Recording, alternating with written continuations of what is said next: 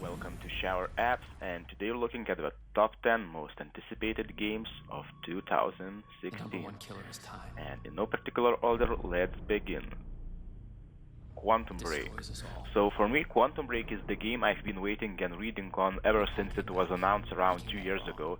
And if you get to look at the game without even knowing the name, I'm sure some of you would say that it does remind you of Max Payne, and it does because it has some slow motion vibe and character familiarity, but so instead of becoming just another shooter or adventure game, Quantum Break actually aims to create a totally new genre. In fact, it's more than just a game, and what I mean by that is that, well, assuming that Microsoft and Remedy delivers, Quantum Break should launch in line with a TV show which is set to change based on the preferences that you have made in game. So while I'm not sure exactly how will that be delivered, the whole idea sounds absolutely ridiculous. I mean, just imagining how I mess up the TV show's plot in real life characters because of my in-game decisions makes me as excited about this game as I have ever been. Another one is XCOM 2. So after rebooting the franchise with the XCOM Enemy Unknown, which is by the way available on PS3 and Xbox One as well as the PC, Firaxis Games is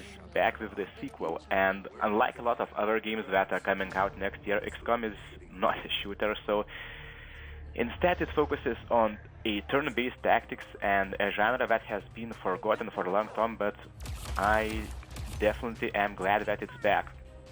And if you haven't played the original, you should definitely pick it up and kill some aliens. And it's like a mix between Fallout and Heroes of Might and Magic, and as for everyone else, XCOM is set to continue focusing on strong qualities like emotional attachment to characters, awesome yet sometimes frustrating gameplay that can be extremely satisfying and at the same time rewarding, and deep customization, and obviously there is more that we are still not sure about. And yes, we are hyped, and judging by the trailer and early impressions, XCOM 2 should not disappoint. Another one, Mass Effect Andromeda. So for many, Mass Effect needs no introduction. It was still is one of the best action RPG shooters that I have ever played. And remember the ability to import your previous saves to the sequel and the way it made you feel, I mean, that was awesome a long time ago. So yes, the game ending have had its share of controversies, but it's hard to forget the way it made you feel when you made a choice like resulting in a close teammate's death, and instead of asking you to replay the mission, the story just continued, and you were just like, what the heck just happened? And it just left you with like real life emotional scars that might have influenced your other decisions throughout the game. So for better or worse, Mass Effect is actually not a sequel to the franchise, and instead it will focus on the events that took place long after the first three Mass Effect games. And keeping in mind that this will be the first Mass Effect game on the next generation consoles, we are as pumped as ever for the bigger and non-bland worlds, ridiculous galaxies, hopefully even better story and decisions that make you stick to your stomach, and the ending that is worth it.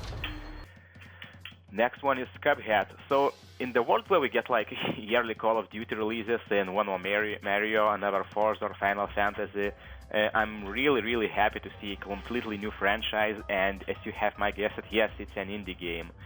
And what makes Cuphead so special is its weird art style that resembles that of the 1913 cartoons. And yes, I don't know a lot about the game other than that it's a run-and-gun platform that is set to support both single and co-op, but that's, for me at least, is enough to get me hyped and excited for more. So it's scheduled for 2016, and Cuphead is also set to receive additional expansion packs with 10 to 15 bosses each. At least that's what Microsoft has said. Hopefully the gameplay is as good as its wacky art style. Another one is Doom. And speaking of reboots, here comes one from Bethesda, and for the first time in many years I can again be excited about Doom. And during the E3 reveal, Bethesda promised that this game won't repeat Doom 3 mistakes, which, by the way, wasn't a bad game, it just didn't feel like a Doom. So instead it will focus on big freaking guns, badass demons, and moving really fast. And on a side note, if you're not into violent video games, the Doom is definitely not for you. And finally, no more slow zombies and horror movie elements. And that's what we always wanted from Doom, right? I mean, just look at the gameplay, it looks absolutely awesome. not to mention that the promised 60 FPS at 180p for both PC and consoles. And after so many reboots and delays, we do hope that Doom won't be pushed back any further and will actually hit the shelves later next year.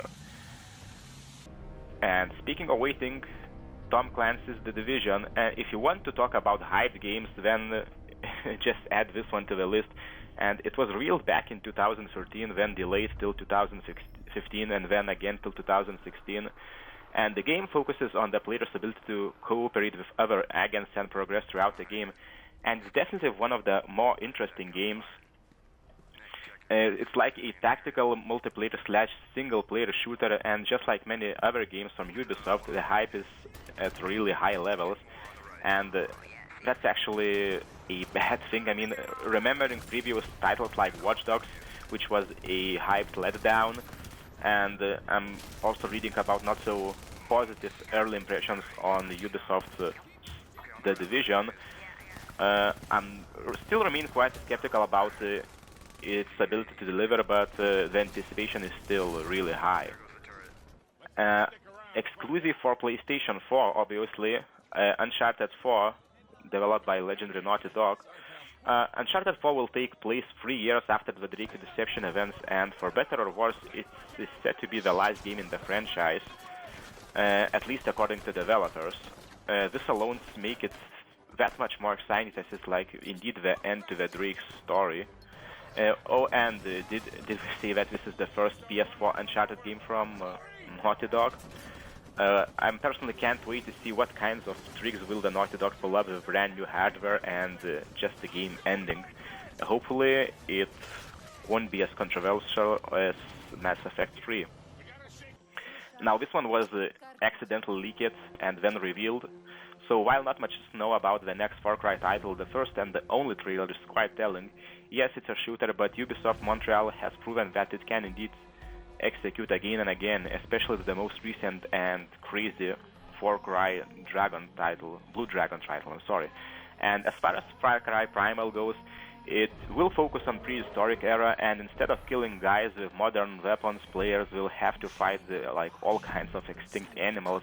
And it will be interesting to see how will Ubisoft implement ideas like fast travel, or whether or not we will be able to like ride a mammoth to travel from town to town. And yes, I am excited. Another one is Crackdown 3, and which will be available exclusively on Xbox One. What makes this game so interesting is that it's set to introduce a brand new destructive environment which will use the power of Microsoft's cloud. I mean, remember that when we revealed Xbox One and thought just cloud? Well, we finally see the first fruits of labor, and basically it means a completely destroyable environment and the gameplay that is not linear. I mean, you just imagine your ass getting kicked by other players because like we are hiding in a skyscraper, and all we have to do is just pretty much destroy your teammates, forcing them to change their tactics on the go. And yes, this feature will be for the multiplayer only, but that doesn't really matter, so just look at it. And last but not least is Final Fantasy 15, and it will be coming to next generation consoles, PS4 and Xbox One. And it's been a long time since a proper Final Fantasy game, as previous releases, excluding of course the online version, left many bitter and wanting more, me including. So hopefully Square Enix has learned from their mistakes and will deliver a sequel that is actually worth the Final Fantasy name. And while it's not a turn-based like some of the older games, the initial impressions are very positive, and that's a really great sign. So these are the top 10 games that I am personally really excited for 2016, and please let us know what are your top 10 titles in the comments below, and as always be sure to subscribe, like, and all that social jazz. Thank you and take care.